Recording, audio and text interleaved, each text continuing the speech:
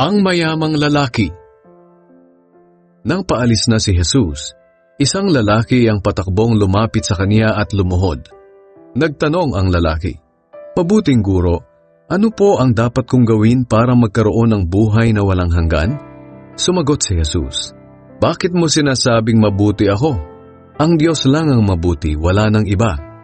Tungkol sa tanong mo, alam mo ang sinasabi ng kautusan, huwag kang papatay, huwag kang mangangalunya, huwag kang magnanakaw, huwag kang sasaksi ng kasinungalingan, huwag kang mandadaya, at igalang mo ang iyong ama at ina." Sumagot ang lalaki, "Guro, sinusunod ko po ang lahat ng yan mula pagkabata." Tiningnan siya ni Jesus ng may pagmamahal at sinabi, "Isang bagay pa ang kulang sa iyo. Umuwi ka at ipagbili ang mga ari-arian mo, at ipamigay mo ang pera sa mga mahihirap, at magkakaroon ka ng kayamanan sa langit. Pagkatapos, bumalik ka at sumunod sa akin." Nalungkot ang lalaki nang marinig ito, at umalis siyang malungkot dahil napakayaman niya. Tumingin si Jesus sa paligid at sinabi sa mga tagasunod niya, "Napakahirap para sa mayayaman ang mapabilang sa kaharian ng Diyos." Nagtaka sila sa sinabi ni Jesus, kaya sinabi niya, "Mga anak, napakahirap talagang mapabilang sa kaharian ng Diyos.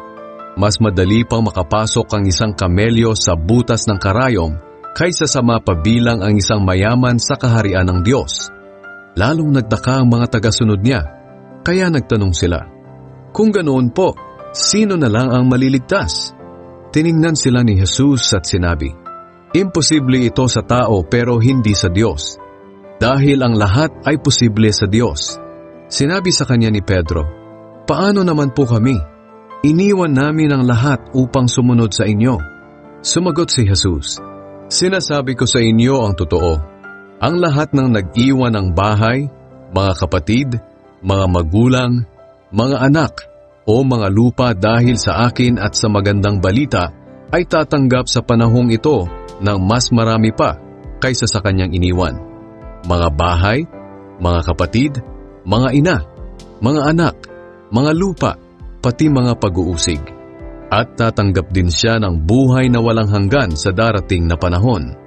Maraming dakila ngayon na magiging hamak, at maraming hamak ngayon na magiging dakila."